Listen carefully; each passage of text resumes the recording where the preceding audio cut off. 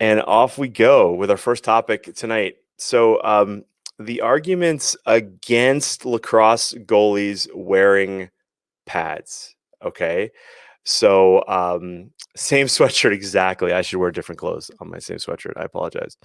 Um, you're Paul, you got me. I usually go through phases. If you're kind of new to me, over the years, I had like a blue hoodie for a while, and then I had like a blue, like at the very beginning, I had like this brine lacrosse sweatshirt I wore for ages. I have videos on YouTube that are literally 10 years old and have like 87, I don't know, 85,000 views, which is kind of fun. Ride Dog, I see you, buddy. Um, so yeah, I kind of keep it even. I'm working on this new course right now, mental performance school, and there's like 60 videos in there, and I'm wearing the same clothes from the top half. The bottom half changes, but you guys don't get to see that. All right, so let's get started here. So I got a comment sent to me by a number of parents. This is kind of cool, and who this was kind of neat because I get these every once in a while, and sometimes I choose not to talk about them. But this one just kind of riled me up so much that I had to. And so let me see if I can find it now. I got so many screens open here. There it is. Um, so this was a comment that I don't know if you guys can read that. Okay, my screen's a little small, but I'll read it to you for those of you guys that are listening on Apple Podcasts and might be listening in your car and can't look at the screen. I'll read you what this was. So this is from a dad. Uh, this is from a coach in somewhere. I'm not sure where this came from, but a bunch of you sent it to me. And what I try not to do is I try not to ask where it came from because I just don't want to. I just don't want to stir that up. But anyway, this was kind of fascinating. So this was the comment was there's obviously a comment from a dad whose daughter got hurt, the comment was, and this was through her knee guard, may have broken her kneecap if she wasn't wearing them. Um, and so I so then the comment, there's some dude in this group who will remain nameless, but I did some Facebooking and some snooping around, and this is crazy. So he writes back, spare me the chill, because somebody told this dude to chill out. The reason you and others are on here, not this group, by the way, and full disclaimer, not this group, different place. The reason you and others are on here is because you don't, capitals in don't, know what you're talking about in terms of goaltending. So you want to solicit advice and counsel from people on here who do, capitals, okay? I am a subject matter expert on this. Goalies should not, capitals on the not, be wearing shin guards. And if your league requires it, you should protest it. Shin guards cause bad habits, bad positioning, give the kids a false sense and no pain tolerance, which causes all kinds of issues when the shin guards come off. Even if they have size restrictions, they still, capitals on the still, adds to the width of your shins, which is essentially cheating. And if you are being taught the position properly, you don't get hit. Something. It just kind of trails off there. Oh man, this was a doozy. Okay, so what I thought I would do tonight is, I talk about a lot about why I believe that goalies. I believe that um, um, I'm gonna try to click on comments when you guys comment, but I'm gonna try not to read them because I got so much in my head right now. So if I miss you, this yeah, no offense, but really appreciate that. So, all right, this is really good comments popping up, and I can't keep up. Oh my god! All right, wow, I would. Yep, see, I see you can. Okay, so all right, and then this is a good one. That guy ended up blocking me, laughing my ass off. Not me, but somebody else. Okay. Um, all right. So let me focus. I apologize for those of you guys that are listening to me right now because I try real hard to stay focused and professional, but sometimes just things just get me. And inside I have this little like yeah. So I thought I would take tonight because I talk a lot about like why we should wear pads, but I've never really fully addressed like the common go-tos about why people say you shouldn't wear pads. Okay. Now um uh yeah. So I've, for those of you guys that are new to me, I've been doing this for a really long time. Okay. Hey there, Michael Strake. I see you, buddy. Um, so I'm also a dad. Okay. But as far as coaching goes, I want to just like I say this not to sound like snobby at all, but I'm not just a lacrosse coach, right? And you guys know what I mean. Like there's coaches that and I have all the respect in the world for coaches that are immersed in one sport and they have just taken that from, and we all know people like that, right?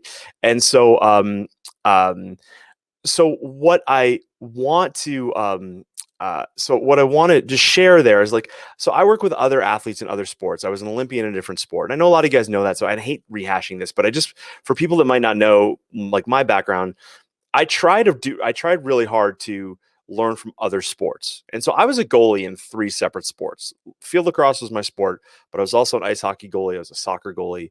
I went to the Olympics in the sport of luge.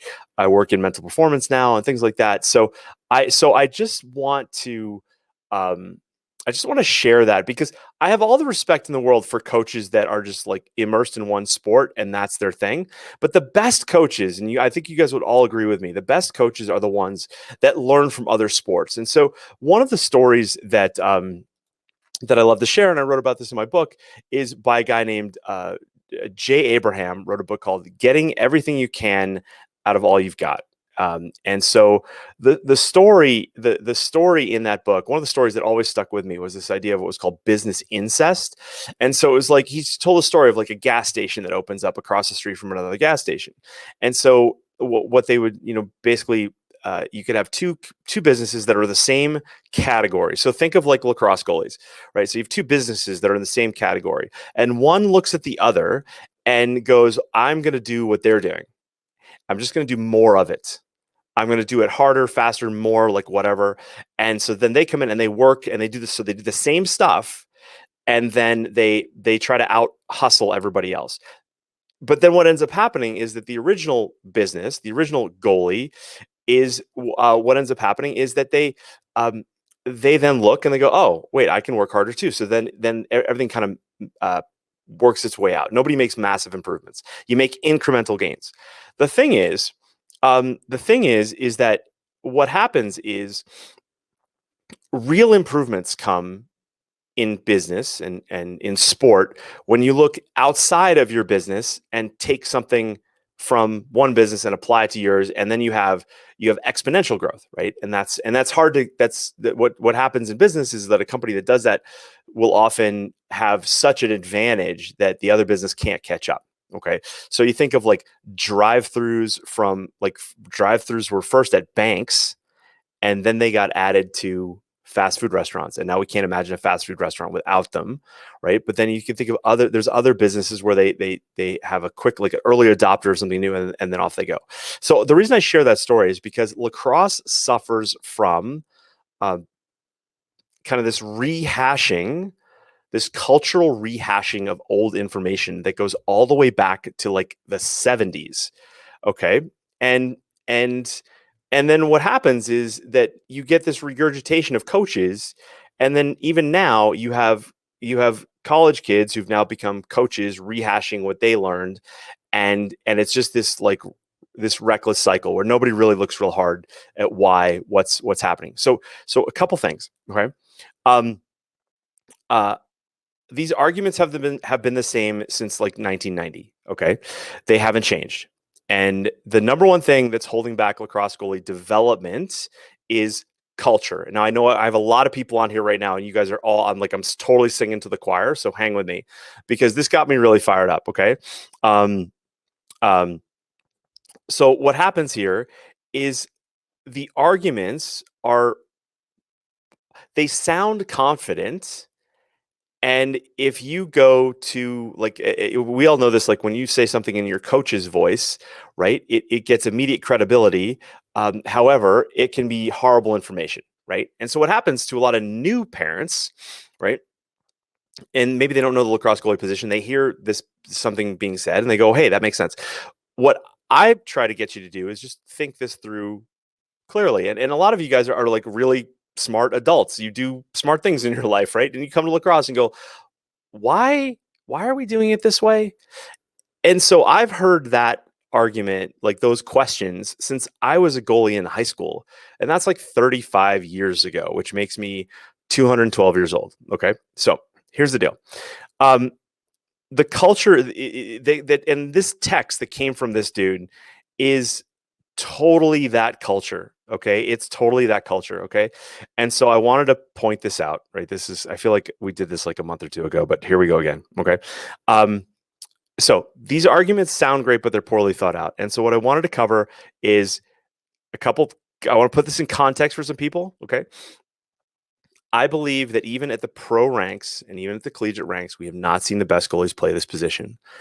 I'm going to talk about Adam Gittleman, who I think is the smartest PLL goalie out there, who you can see him trying these things, but even he has a challenge with some of it because, and I'm going to talk about that. Why? We'll talk about why in a second. But he's like, in my opinion, he's like the smartest field lacrosse goalie that we have an example of right now, especially in the use of protection and playing out and things like that. We'll get to that in a second. Okay. So Adam Gittleman's the goalie to watch. We're seeing glimpses of these like culture breaking ideas that I've been trying to share for a really long time. Okay. And there are younger goalie coaches out there now who kind of dabble with some of these ideas, but they're just not fully confident in it. So they just say like, no, you should play deep in the cage and you shouldn't pad up and things like that. They always migrate back to that thinking. They'll say like, oh, just do what works for you. What works for you, your goalie. And to me, that's the biggest cop out question ever. Like if you have an opinion on something, let's hash it out. Right. And so that's where these arguments that come from dudes like this don't pan out. Okay. So the pro goalies that we see today, I believe they're stuck between doing what is right versus doing what looks cool and wearing equipment and padding up. And what's really interesting is Chris Hagee sent me an article from the US Lacrosse. And so some of you guys might have seen this. This is about a defenseman who was on the sidelines at the Loyola Blakefield game this year where that high school kid dropped dead of commotio cordis. Okay. And the interesting thing about this is that he's an adult male, and commotio cordis really just affects like 14-year-old boys. It's a very small, it doesn't even affect girls on record. So, but he took it upon himself to wear the Maverick EKG shoulder chest protector guard now. Right. And so we're seeing glimpses of this even in the pro ranks. Like there's pro players going like, I shouldn't be wearing like a skin tight Adidas top or a penny.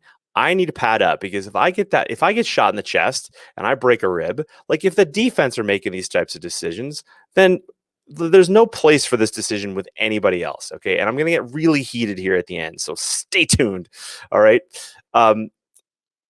So the changes there, the pros know it, but they are stuck. Okay. And then what ends up happening is we see pro goalies, and I was doing a clip for our Lacrosse Goal University members of the Archers Chaos game that was this past weekend. And so Adam Gittleman was in the net for the Archers in the second half, and Blaze Reardon was in the game for the full game for the Chaos. But you can see goalies trying to make certain moves, but they're not making them like they've been training it their entire career. Okay. So, for example, dropping to their knees, getting down in front of a ball, and or putting their leg in front of it, like their ankle bone, to make a save, or their foot, those sorts of things. And so we see glimpses of this, but nobody likes to talk about it. And the other thing is that it's very hard to train, especially in young kids, because you're basically beating kids up. Okay. And so we're going to talk about that as we go here. Okay. So, because what I see goalies missing is thousands of repetitions making a certain save, not just using their stick. Okay. And so we'll cover that in a second. So to address like the people that say these types of things, okay, and it's crazy. Like I've been around this now long enough that I can pretty much classify them before you even like do any sort of digging. But coaches like this are usually there's a difference between being confident in what you know and being just full of yourself, right? Like, and I hope for those of you guys that come listen to me every week, like I tried to do enough to basically build that credibility that I'm thinking this through because I want you to think it through. Because ultimately, when you're in front of your goalie, you're the one who has to sell these ideas on your goalie, and um, there's like a shit pile of salesmanship that needs to happen. Okay. Um, so so okay, people are commenting and I can't keep up here. Okay. So but coaches like this are they are stuck in the past. They're stuck in their past, not the past. Okay, there's a difference. Like when you're stuck in their past, um, then all they just like it's like light speed, Chewy, let's go back in time. And then they're right there. And it's like they're wearing their high school jersey like right now. Okay. That's all they can do. But even coaches that look back to like the past and then realize how things have evolved, like today's modern athletes, especially in lacrosse, with sticks and athlete conditioning and things like that, shots are bigger, faster, stronger, harder than they ever were back in the 90s. Okay. And the coach that doesn't admit that, or as an adult says, like, well, I wouldn't put on shin guards. Like, dude, you're an adult. Like, you're like, really? You're dealing with kids here. Okay. So that's what really bothers me about these comments. Okay. So back then, and just so for all you guys that know, and so some of you guys that might be listening to me now might have played back in those days, you may remember that gloves were bigger and thicker and more protective than they are today. Chest protectors, uh, the Brian Edlick Mare, which I should show one week, was probably not as protective as it is now. But if you're playing in a generation where you're wearing like those old foamy things dipped in latex, like that's some of those are more protective than what the kids are wearing today. All right. And so that's a problem. And that's affected goalie technique. Okay. So I want everybody here to understand why, when you hear these comments, where they're coming from, why they're coming from, and then how to basically flip it. Okay. Because to me, it's not just enough anymore to say, oh no, that guy's an idiot and moving on. No, it's like, dude, here's why you need to join the party and here's what you're missing. We need that level of salesmanship back at these really bad ideas, and an understanding of like, hey, even when we're watching like the best goalies to play the game, in both the men and the women, by the way, this isn't just a men's thing. All right, this does head over to the girls too, and a lot of you have girls in your houses that are good goalies and great goalies. And I'm going to talk a little bit why I'm a little concerned that some of them may get stuck. Um, um, all right, Dave writing. This tool attacked one of my daughter's fellow goalie friends and then mouthed off to my daughter. The funniest part was when he asked if my daughter and I needed a safe space right before he blocked me. Yeah, just bring it, dude. Like, we have no place for this sort of stuff. Like, yeah, Dave. Right? I'm just gonna throw down. Okay, I'd throw down with you. All right. Uh, so here's the thing: goalies of that generation, okay, were taught to save everything with their stick, right? And that is the problematic mindset that still shows up on Instagram today, right? There's plenty of like Instagram coaches that have like great ideas and they're all rehashing like the same drills because they're all basically looking at like one account and going, hey, that looks cool. They got a good business. We'll do that. No, the deal is that back then, the you could get to more balls with just your stick, but there is still a point where the ball is too close from too fast from too close to get your stick on it, and you have to get your body to the ball. But what it was taught back then and is still taught today, like incorrectly, is this idea that, all right, the body backs up the stick, and that is not the deal. Okay. um uh that's not the deal. The deal, no other goalie in any sport says that. Like a hockey goalie doesn't say like, oh, I'm going to put my stick in front of the ball and in front of the puck and then I'll get my leg there. No, what do? They go leg first and then the stick, right? Dallas Eliak, who god of goaltending, from probably the greatest, most fun to watch box lacrosse goalie that I know of. Okay, there's ones before him that he reveres, but he's the dude that I kind of revere. I wrote him the other night, and I'm like, listen, what's the take on putting your stick in front of the ball as a box goalie? And he's like, no, you just can't do it. So that's why everybody looks like an inflatable, Baymax doll in box lacrosse. I love all you guys, don't get me wrong. Okay, but really, let's be honest. Okay, so so that's where these people come from, and that type of thinking. So and then shots were easier to stop back then. Like if you watch, I posted that Syracuse documentary in the group this past week about the season that they lost because of all sorts of violations, right? NCAA violations, but whatever. But you watch players back then, and you see the goalie can see the stick head like the entire time. Those sticks, there are guys that basically played with flat sticks, like girls, like John Zilberti from Syracuse, like one of the greatest attackmen of that generation, played with basically no pocket. Well, as a goalie, you're seeing that ball the whole way, and it's like even the girls now have a harder time seeing and understanding where that ball is going than the men did back in the 90s. So just okay. So that's where this dude's come from. Okay. All right. So here are the arguments that always come up. Okay. Always come up. Ready? Number one, shin guards cause bad habits. Like what? Like what so I'm going to go through these, okay? So just hang tight because this is fun. All right. What is possibly the bad habit? The only bad habit I can think of is when you learn to put your body in front of the ball before the stick. So like I said, if you're of this mindset, like your stick is the primary ball stopping thing, that is to me, that is what's keeping lacrosse goalies from being fantastic now.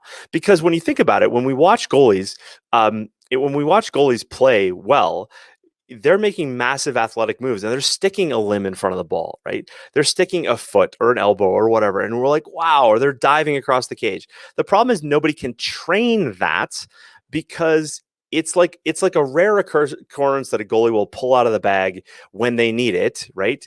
And they don't want to do it in practice because they hurt, right? But they'll do it on game day. The thing is that you have to, if you want to be world class at something, you've got to train it. And that's why we're not seeing world-class goalies, is because they can't train that stuff because they're unprotected. Like you may make a save off the fleshy spot of your calf like once, right? The part just above that little microscopic Nike shin guard that you're wearing. But can we actually train that again and say, okay, great save. That's the right move to do in this, okay, there's a crease roll and she's going to come like this and boom, off stick low. Boom. What are you going to do? You're going to put your left leg on it. Great. Ow. Coach, I don't want to do that again. Why not? Because I'm injured. Why? Because I'm not protected. Why? Because of culture. I want a lacrosse goalie to just yell that at their coach one day. Why can't I play right now? I'm injured. Why? Because of culture, right? That would be at least be honest. Okay. Because the question you got to ask yourself is like, is when a goalie, I was taught this as a hockey goalie, when a hockey goalie makes a dramatic save, they're actually a goalie who's out of position. Problem is in field lacrosse is, yes, there's instances like that, but with the velocity of the ball, velocity of the ball for both the boys and the girls, that you can't get your stick and you have to make a dynamic save, but nobody's training that dynamic save because they're unprotected. Okay. And they do it once, they get hurt, they're done. Okay. So, so this is kind of morose, but I'm going to share this with all of you.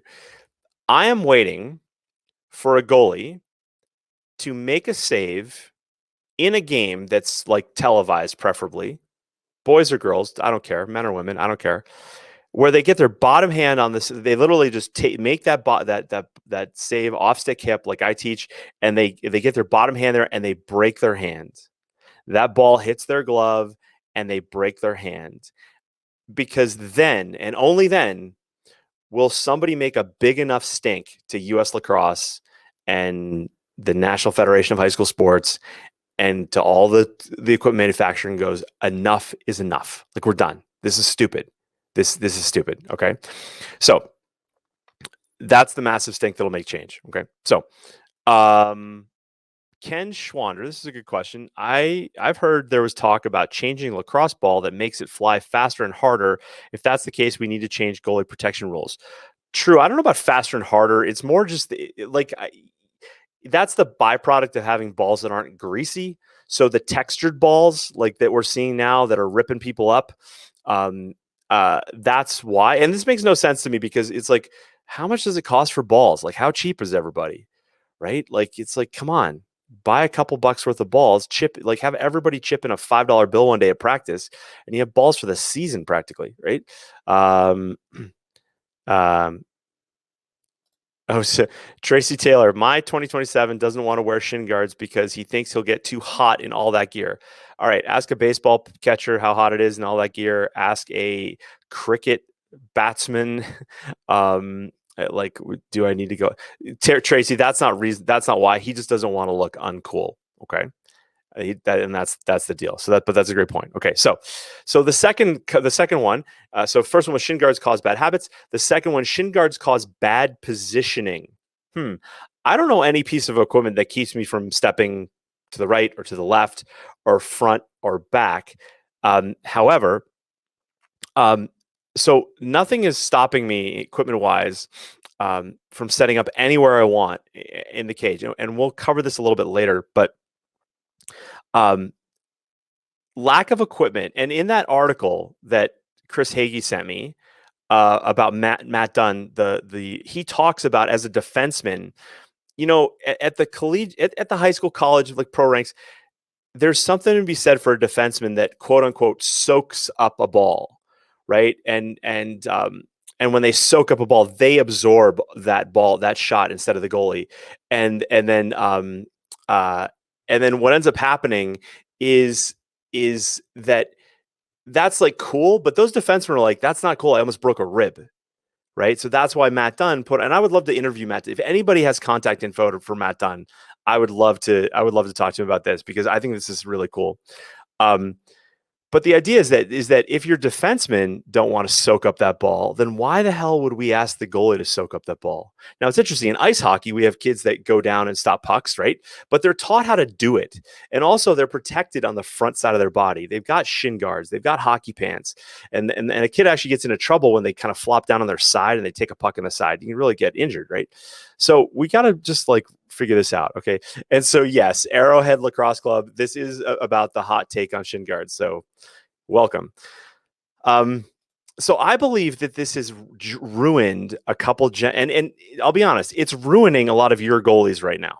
Okay, for all of you out there like that have 20, 27s and 8s and 1s and is that Jonathan Redfern? Um yeah, Jonathan, I knew this was you. Mine gets hot, but I tell him to look at soldiers in Iraq and the issue goes away.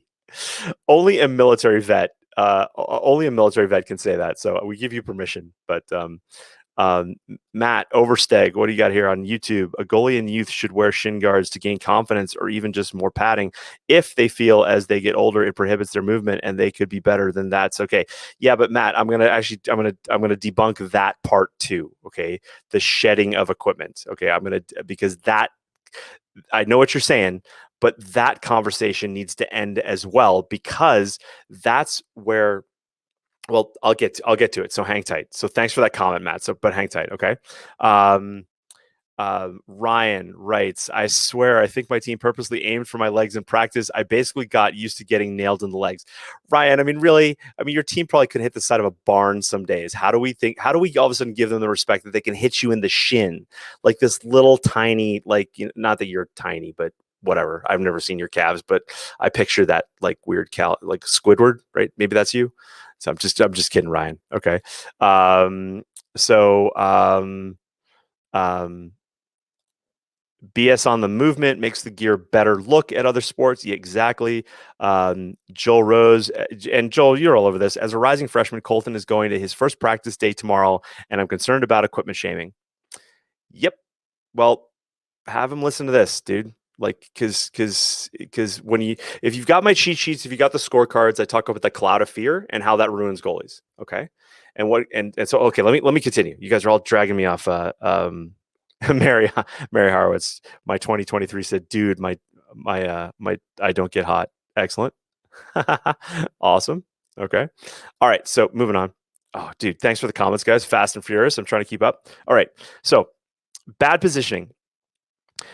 I believe that lack of equipment is causing bad positioning. Okay. And this is why, like, my kind of motto, and I've got some merch coming soon, guys. Like, I'm so excited. So, changing the game one goalie at a time. I believe that when we get goalies who are protected and have courage and they can play in all areas of the cage and all arcs available, that they will change how defensives play, how kids shoot, how many players, how many shots miss the net. It will change the game. I'm not just talking about like your dinky 2030, Mary. No, I'm just kidding. So I'm just kidding. I love them. But here's the deal. The point is, this isn't just some little conversation about like, oh, goalies should wear shin guards. No, this is like, we're going to change the damn game. And your goalie is going to get to college and light it up, right? That's the deal. Okay. That's the deal. Okay. Ryan, I'm going to come back to your question in a second here. Okay. So, lack of legitimate chest protection has caused lacrosse goalies to bring their bottom hand in front of their body and under their top hand. Goalies who are strong physically and confident in their equipment can expand in front of the cage and can make more saves because of it. You just look at hockey goalies, you look at box lacrosse goalies, you look at soccer goalies, you look at field hockey goalies. They are protected enough and they stand. What do? They stand big. Then why the hell is anybody teaching a goalie to basically shrink their elbows together and hide things in front of their body? It doesn't make goalie sense in any sport. No sport. Okay, no sport. All right. And so I don't understand how the shin guard thing can cause bad positioning, because like, explain that to me, right? Explain that to me. No goalie in any sport would say something like that. Okay. They give kids a false sense of security. Okay. Here's where here's where Coach Edwards starts to lose his you know what, okay? So this is lax bro culture at its best. And coaches who allow this to perpetuate need to stand up and go, no, like, we're done. Okay, we're done. And that's why, like, I hate when coaches say, well, like, hey, your goalie can wear what's comfortable for them. No, as a coach, I'm letting my entire team know that our goalies, like, a rising tide raises all ships, and our goalie is going to make our shooters better. When our shooters get better, our team gets better. When our team gets better, our program gets better. When our program gets better, we're going to attract more kids to our program, and we're going to be a better program nationally, and we're going to go to all those events. We're going to kick ass. That's all comes down to a goalie who feels confident in the cage. Because if your goalie lacks courage in the cage, guess what? Your shooters are basically shooting on an open net. They don't learn what it's like to shoot on a better goalie. And I tell that to kids sometimes. If a goalie is weak in the cage, I'll tell the shooter, listen, on a better goalie, that's not going in. All right. So you better get your head straight, because if you pull that off when we go down to Maryland for Crab Fest or whatever, and you try to pull that junk off there, you're going to get eaten up. It's fast break the other way. They're scoring. Right. That's how this works. Okay. That's how this works. So, a goalie who is learning needs progression. Okay. I believe, and I learned this from a strength coach years ago, a guy by the name of Charles Staley. Everything is possible with progression. Okay. If an athlete, you ask any athlete in any sport and you overtrain them, and this was like in the news today. There's the girl, U.S. American swimmer who won she won a gold medal. She's black. She bombed out of the Olympic trials because she basically said the last year she overtrained. She didn't have enough rest. COVID like kicked her ass. And also because she was black and went through the last year, like, this was in the news, because she was black. She's like, I'm exhausted. That's progression at its best. Okay. And so so your goalie is one shot away from losing all the progress they've had. Okay. And that can happen at any age. Okay. So the protection gives goalies a false sense of security. I want my goalie to have as much security. I want to have them all the security. Like, if they, it's like if you went to if you go onto an airplane and you go in first class, what's that joke? It's like, I want everything they're going to give me in first class. I don't care. I don't even know what it is, but I just want it all. And that's the security I want your goalie to have. Okay.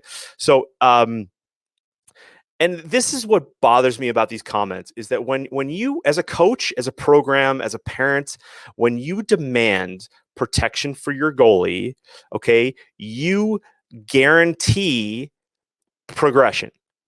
Why? Because your goal is still going to be in there.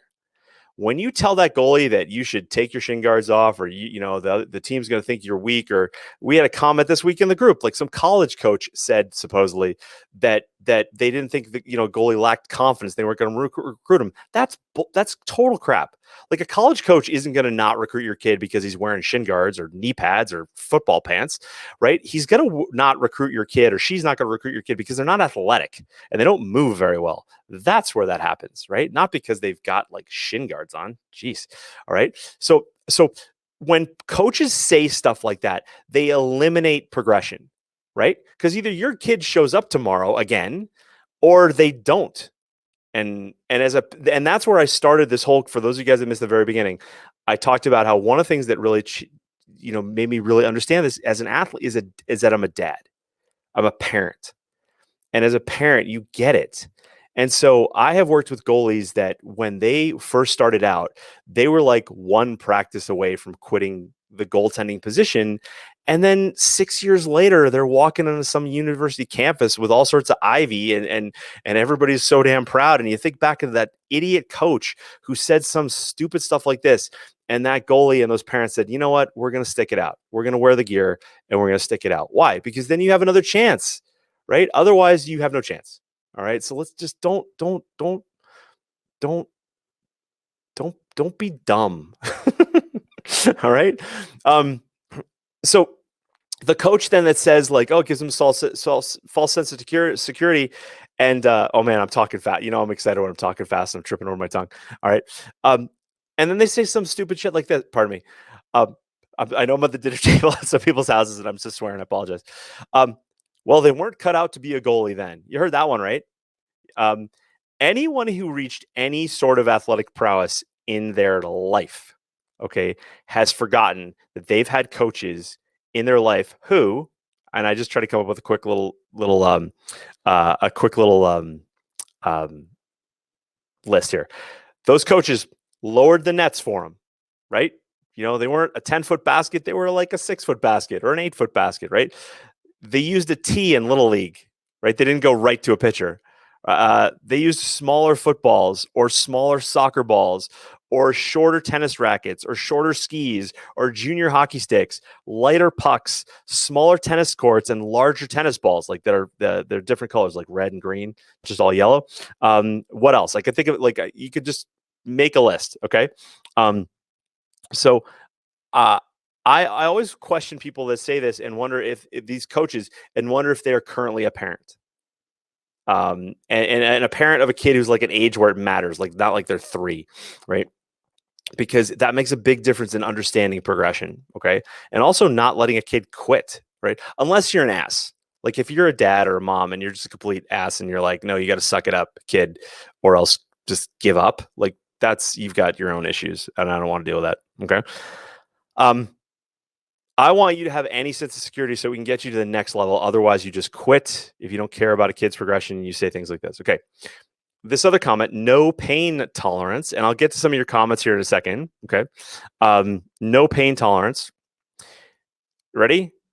Here's where Coach Edwards drops a bombshell. When someone says that it doesn't develop pain tolerance, or they don't get pain tolerance if they wear shin guards, that's child abuse. It's child abuse. And when you read the definition of child abuse, like on the Red Cross website, usually kind of where you can find these definitions of these things. One of the things about child abuse is that the line between like negligence and abuse, really comes down to who wants to fight that one and how and which jury you're in front of. Okay. And this is where, and I've said this before, like as a coach, if you went up and you whacked your goalie in the shin, like with a hammer, okay, that would be child abuse. But since it's a lacrosse ball, it's okay. And I'm kind of done with this. Like I'm just, that's why I'm just cutting to the chase here and going like, no, a coach who says like it builds pain tolerance. Really? How do we train pain tolerance? I don't think that's in any coach's manual in any sport. That's not in long-term athlete development in any sport, right? Now, I get it. Like there's a level of like, hey, you got to, figure out how to be here, right? And I'm very athlete centered in that case, and that's why I said like, okay, pad up, let's go, right? Let's go. and I'm going to cover this in a second, okay, about what happens when the equipment comes off later, and that's Matt Oversteg. I'll cover your question when I get to that, okay? Developing pain tolerance happens in an athlete's time frame, not the coach's. All right. But now we do know this from a coach's standpoint. There is a point where, development, if your goalie's not developing at a fast enough rate, then they may get left behind. All right. And that's just the reality of training. But I believe that and I've seen this happen so many times, like if your goalie wants to get better and you invest in things like, me or a camp or a clinic or someone local that can work with them and get them up to speed, all right, let's do it. Right. I've got a call next week with a mom that's exactly what we're talking about with their brand new goalie. How do we get them up to speed quickly? Right. Because they're late to the game and there's pressure on them to get better. Right. So, but that's doable. Right. But if you're a coach and you're like, no, they can't wear equipment, it ruins they won't have any pain tolerance. Dude, really? Right. Everything's possible with progression. Okay. So, warning for everybody. That's where you have coaches. If a coach doesn't like your goalie, like doesn't like your kid, they can pull stupid crap and make life miserable on your goalie and basically bomb them out of that program. I've seen that happen, and that sucks. But if a coach doesn't like your kid or doesn't like you, mom or dad, then and they know your goalie's kind of on the verge, well, there you go. Right? There you go. And I would think that the guy who wrote this stuff that that I'm commenting on today, he's that type of guy. He would do that. Okay. So your pain tolerance when you are young is very different than when you're older. And I think a lot of adults forget this, right? They just think especially if they play goalie, they think, and I understand this. I don't know when I got through over this hump, but I did get over that hump where, I was at one school where they demanded that you wore gear. And then I transferred schools and I wanted to look cool and I shed the gear and I got my ass kicked and I was battered and bruised and it wasn't fun and I didn't enjoy it.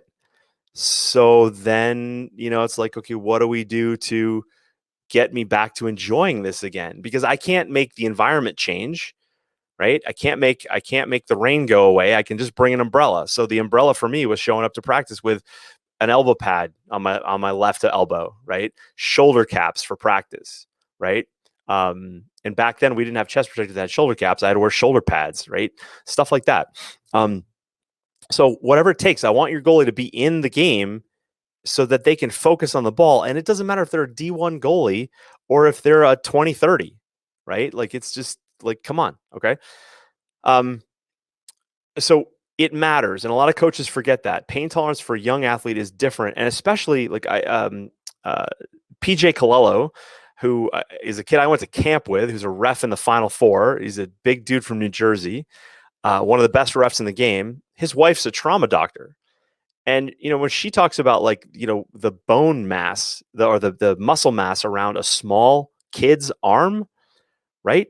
Like, Elaine Miller's son, Darius, who's like massive. I don't know how big Darius is anymore. He's off the charts, right? He's going to soak up a ball differently than Rocket Inzer, right?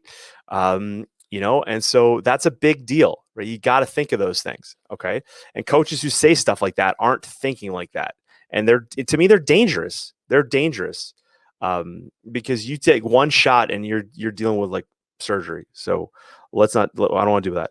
So it matters. And I can't say this enough, and I'm not trying to be dramatic, but this, to me, these types of comments about pain tolerance, they border on abusive coaching. If not, they're abusive. It's just, it just is. And it depends on who wants to fight that one. Okay.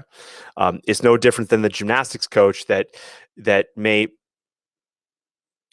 encourage, cajole, push, force. Again, this is very subjective, but tells the athlete, no, you need to do one more rep. Oh, but coach, I've got blisters in my hand. No, one more rep. And then they tear through and they need stitches. Where there's an abuse line there somewhere for some people, right? Now, for me, like I want the athlete to be like ready to go and they've got to come to the game too. Like you can't have, listen, you can't have a wallflower, right? And that's, but we're not even close to that conversation, right? That's really important to understand. Okay. So, Oh my god, we got a lot of comments here. Okay. Um, oh, so let me just finish off on this one. Wearing equipment causes issues when it comes off later. Okay. So I know some of you have goalies that when they get to the high school level, right, they feel this like this pressure, whether it's real or perceived, whether it comes from a coach or not, but they feel like that if they take off their equipment, they'll be faster. My question is, faster for what? So if the answer is that they've been practicing kick saves with their off stick leg, right, just at the calf, and they go out to practice today and say, all right, last game I got lit up off stick low because I can't get my stick there fast enough from that shot from that distance. So we're going to practice that today. So I'm just going to put my stick down because I don't need it because I know I can't get my stick there anyway. So I'm just going to work on getting my leg there. All right, Jimmy, Karen, I want you to shoot on me there.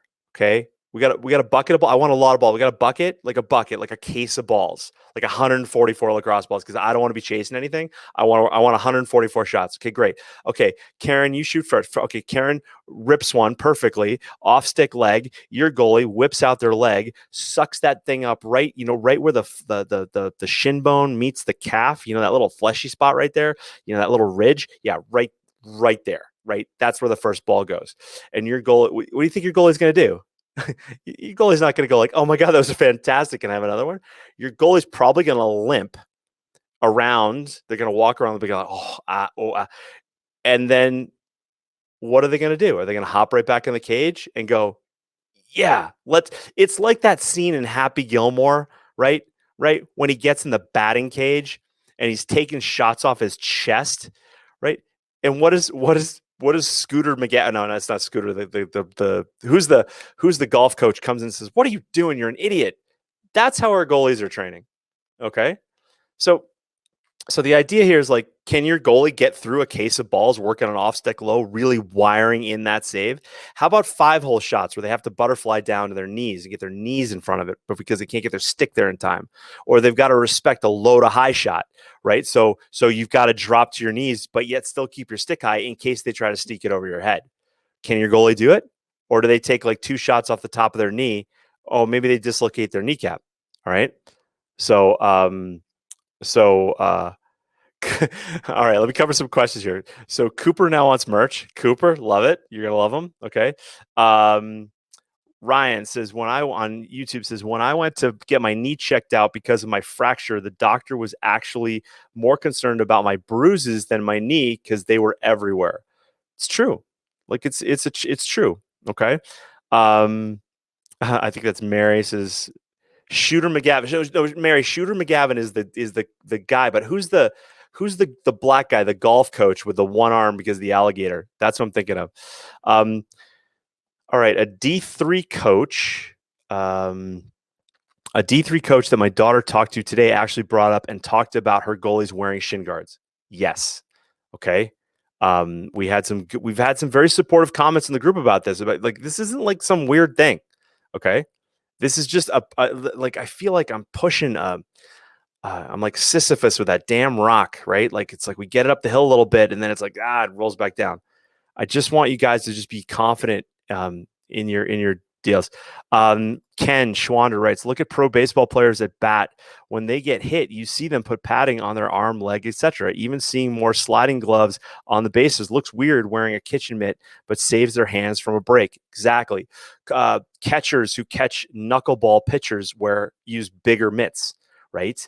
Now the other thing too, Ken, that I'll just add to that is that a batter is being proactive, right? It's kind of interesting. Like as a goalie, we're catching stuff, so we're more like that catcher, right? But you look at I actually looked this up last week, and I should have gotten the link, but there you can go on YouTube and look for baseball catchers who come up with weird balls, and I can't remember what I searched for. It was like how they come up with that, and it's fascinating to watch. And you go like, that guy would probably make a pretty good lacrosse goalie, right? I've always wanted to have a hockey goalie in front of a of lacrosse net. I think that'd be cool.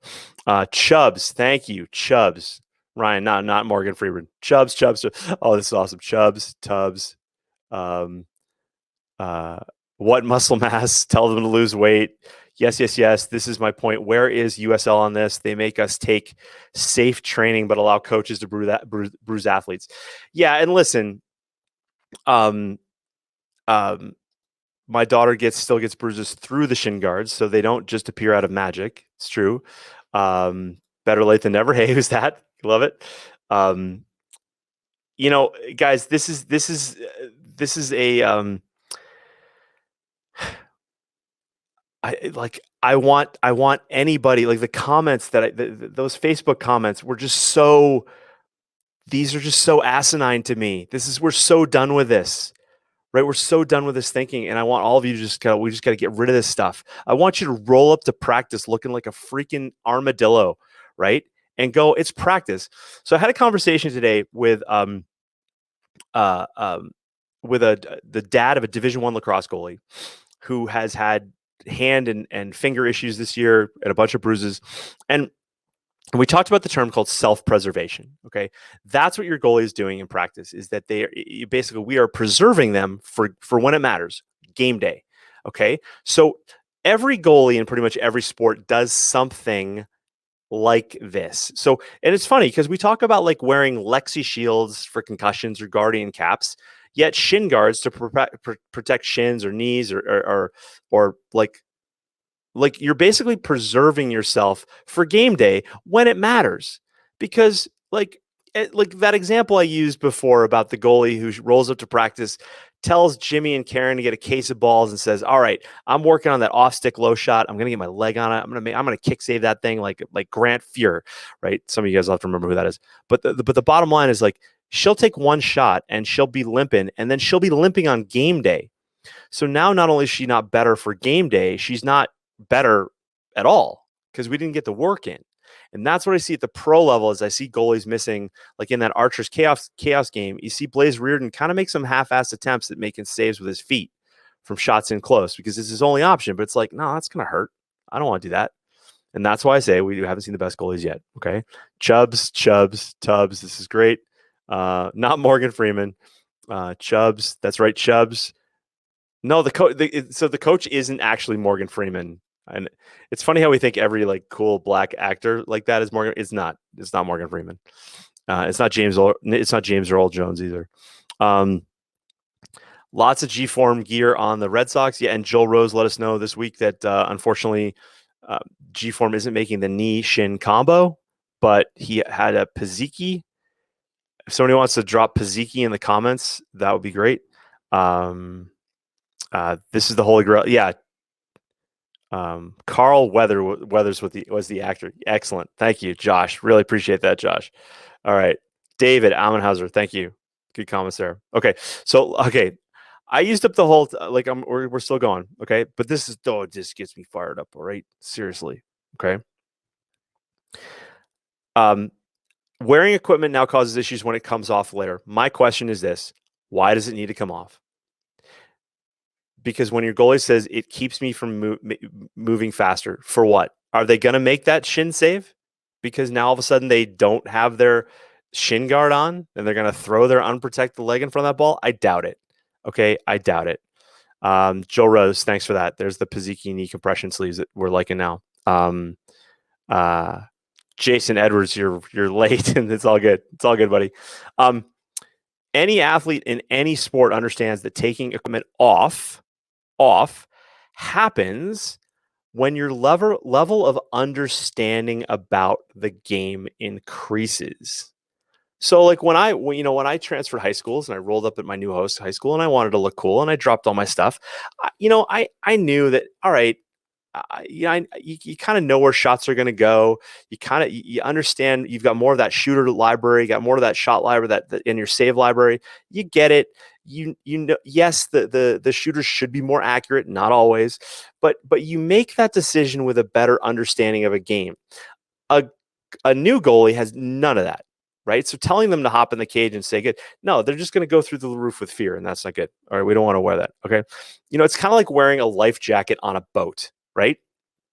For those of you that have ever been on a boat, right?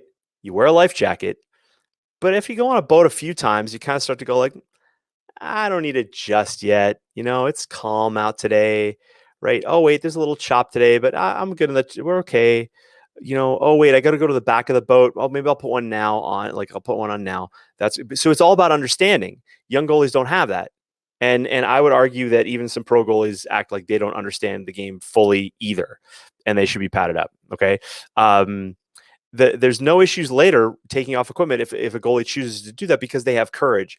But what I'm saying is that the goalie should be protected so that they can master making saves. Because again, I can take Adam Gittleman, I can take Blaze Reardon, I can take Tim Troutner, or any of those goalies, and say, okay, guys, we're going to work on shots from inside, 8 yards. They're all going 5-hole, but you still have to respect the shot up top. Okay. Well, the only way they can make that save is if they drop knees first. And if I take, if I get 1 shot, 2 shots, 3 shots off the top of a kneecap, right, they're not going to want to stay in there. And then we've lost all that training ability. But that's the save that needs to be made. That's the save that changes the game. Okay. And I'll be honest, sometimes I watch PLL games. I watch these ones now and I'm like, they're not going full, they're not going full blast. It's not a great, it's not a great, it's not. I don't think it's the best example across. Okay. This is one of the great comments. If you learn the goalie position properly, you don't get hit. What? Who says that? The whole reason we're in the cage is to get hit. And if the ball is going somewhere where I'm not, I'm trying to get hit. And yes, it might be my stick, but it's gonna be something else. Right. And those are the saves that we need to work on. Right. Had a good conversation today about the Eclipse 2s versus the String Kings. Like the Eclipse 2, I'm starting to say, I don't like the Eclipse 2. I like a String King. Thank you, Jonathan Redfern. But the idea is that maybe our stick, our goalie heads should just be a little heavier, really damn stiff to make that save. Because if I get my stick primarily behind the ball and it still goes past me because the stick's weak, a hockey goalie doesn't use like a flexible stick because they want to shoot the puck better. No, they have like a carbon fiber $500 piece of machinery that is as light as can be and stops things. And so when I see goalies, that's where I look at lacrosse goalies sometimes. I'm like, what are we doing? Okay. Your job as a goalie is to learn how to get hit all over and do it again and again and again and again and again and never miss a shot. Right. That's the deal. Okay. That's the deal. When you get injured and you can't train, that's on you for not being protected. But it's also, if your coach is telling you should take your off, they don't understand progression and athlete development and psychology and all that stuff. Okay. This is a great comment here. I'm just going to keep going with this, guys. They add width to your shins, which is cheating.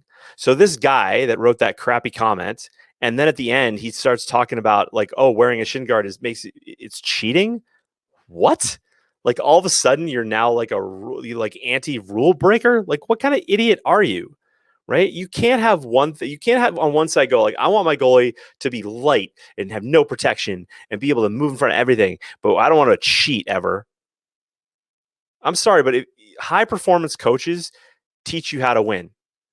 And sometimes teaching you how to win is also teaching you how to bend the rules. I'm sorry, parents are like, oh my God, did Coach Edwards just say that? Yes, they said that. Okay. Right.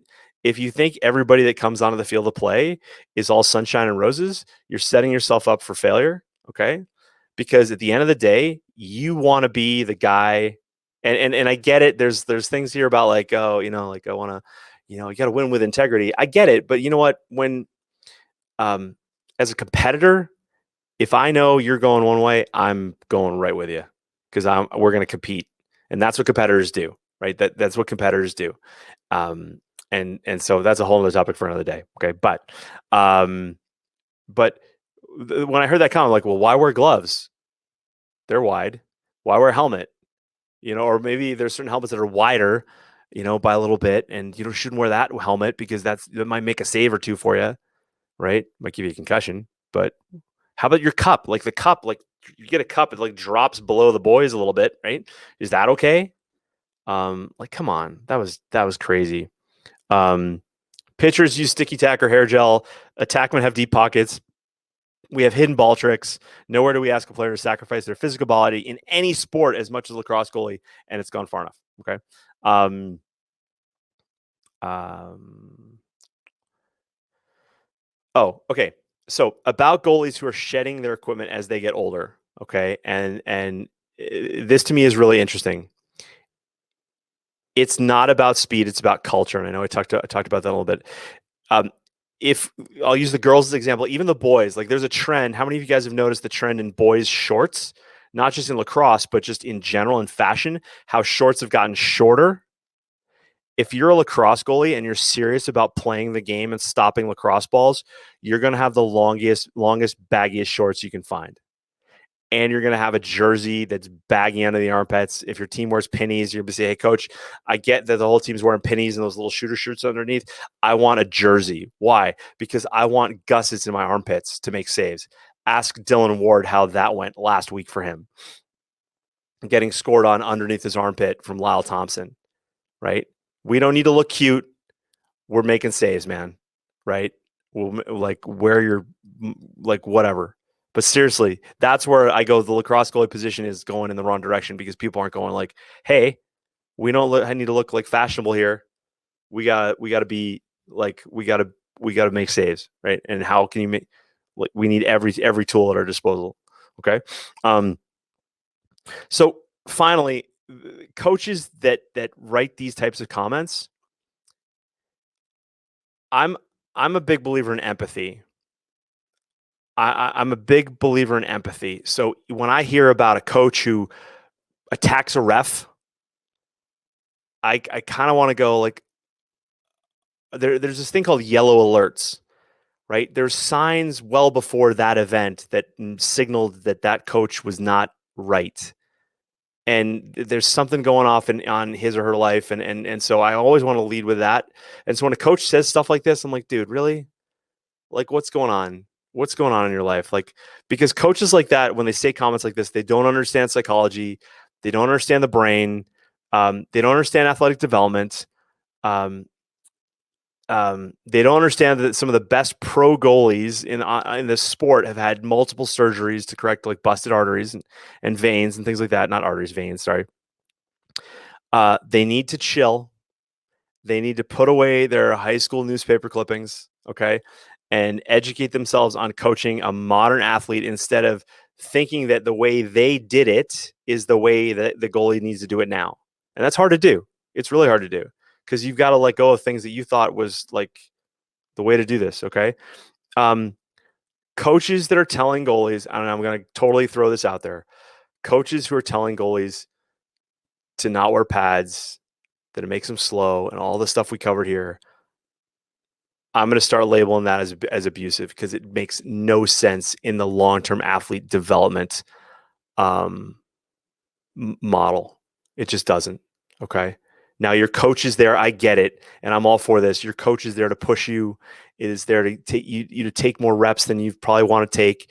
He or she is there to make you uncomfortable because they see more in you, and they know kind of what needs to happen. So but what's interesting is, whenever I hear like somebody accuses a coach of being like mentally abusive, I'm like, dude, all coaching is mentally abusive. I'm messing with your head, man. I'm messing with your head right now, right? For the goalies that aren't wearing any gear, I'm telling you, man, show up to practice tomorrow with some baseball shin guards on, and I guarantee you will play better in the cage. Um, um, um, yeah, like I see that one. I see that one, Dave. I see you. If you ain't cheating, you ain't trying. Exactly. And listen, I was an Olympic athlete, luckily in a sport that didn't have a doping issue. But the doping, the cheating that happened in my sport was all about like technical stuff on sleds, hot steels, illegal speed suits, um, stuff like that, right? But many years later, when I was powerlifting and I got around the sport of bobsled, man, dude, Like that's a whole nother conversation for another day. I'm not like, I'm all about integrity, but I'm also about like, if you're going to step on the line and you're fighting for a scholarship and you're going up against somebody else, there's the game within the game. And sometimes that game isn't in the rule books. Okay. But that's what competitors understand. And so that might seem really weird to some parents out there who are like, no, not my child. Dad, okay. We can talk about that later. Okay. Um, but the idea here is that I want you to just, if you understand progression, and I know all of you guys that have stayed with me tonight, like, you understand progression, you understand athlete development, man, I can guarantee you this: you pad up your goalie, they will play better tomorrow. And over pad, you don't get it. Like, over pad, show up, over pad, bring on, put on some, put on some quarterback shoulder pads from the go to the equipment director at your school, get some, like, throw them on over your chest protector, feel what that feels like, and then come back to me and tell me you didn't feel more invincible in the cage and you learned something. Come on. All right. All right. So, geez, is that good? That, listen, if you like that, give me a like or a heart or whatever. I would appreciate that. So many great comments in this tonight. I really appreciate that, guys. I am gonna, like, it's 7-Eleven. I promised. Okay, I'm gonna do one thing here. Okay, I'm gonna skip the ABCD, the arc topic. I'm gonna cover this clearing topic. Okay, so uh, so here's the deal. And what I hope, like, I'm going to pull this audio off. We're going to post this as a blog post. When the blog post is ready, it'll go out as a newsletter. If you're not on my newsletter, go to lacrossegoaluniversity.com, sign up for the cheat sheets, and you'll be on the newsletter. Okay. When that comes out, I hope you'll just share that with, like, every damn coach you can think of. All right. And every parent of a goalie, just send it their way and just say, here, can we please be done with this conversation about equipment makes me slow, or I got to shed my gear, or I got, or all that stuff. Just go, geez, killing me. Okay. All right. So, 114.50. I know I'm preaching to the choir on pads, but I appreciate that. Brian Hills, unfortunately, the younger guys see older guys without pads, and so they follow them. I always encouraged my son to play with pads until he was in high school and then refused. Now he's the starting goalie at Western Michigan University. Brian, I get it. I totally get it. And I'm just here to tell you, though, we're already seeing pro goalies who are like, Adam Gittleman's a great example, who's padding up. You look at other goalies closely and they've got thigh pads on and things like that. It's coming, but it's going to be a tidal wave that goes this way. And I would just have your goalie, Brian, like, go out to practice and say, all right, listen, have you ever tried practicing without your stick? Oh, no, never. Okay, well, why not? Well, I don't know. I need my stick to make saves. Yeah, but right, like, there's a point when balls come from too close, from too far, like, it's from too fast. Like, you can't get your stick on stuff. Like, do you practice making saves with your feet? No. Why don't you do that? Because it would hurt. But isn't that what you're there for? Is to make a save? If you got to put your foot on, when do you make a save? Well, I do it in a game. Yeah, but you think you're just going to do it perfectly? No. Well, then shouldn't you train it? Yeah, but it would hurt, right? Yeah, but that's what goalies do, right? Soccer goalies dive left, right, top. Like, it's just like, you just go down that question, and Brian, he'll talk himself into it, right? So, but I understand it, but that's why I keep preaching here, going like, no, we've just got to. This will be the tidal wave that comes forward. Okay. So congrats to your son. Okay. Chris Kunkel, I see ya. Yeah. No, I get it. Brian. Yeah. I'm more proud of a save percentage than black and blue marks, right? Right. What's the best bruise to have is the one when you drop the trophy on your foot. Okay. Um, Chris, yeah, Chris, you and Landon, the best drills, you guys have learned that, and I've taught that to a lot of people. There's a lot of people that won't talk about it, but they're using it, right? So yeah. So from Brian, I love it. All right, guys, thanks for watching and thanks for listening wherever you are. Do me a favor, hit the like button if you like this, and be sure to subscribe if you haven't already. When you're ready, head on over to lacrossegoalieuniversity.com/coaching so I can work with you and your goalie. And while you're at it, check out athletespecific.com to learn more about mental performance and high performance. You may not know this, but I work with athletes in a variety of sports. Lacrosse is my love, but man, I love athletes and the families who support them. So head on over to athletespecific.com and check it out. I'll see you in the next video. Cheers.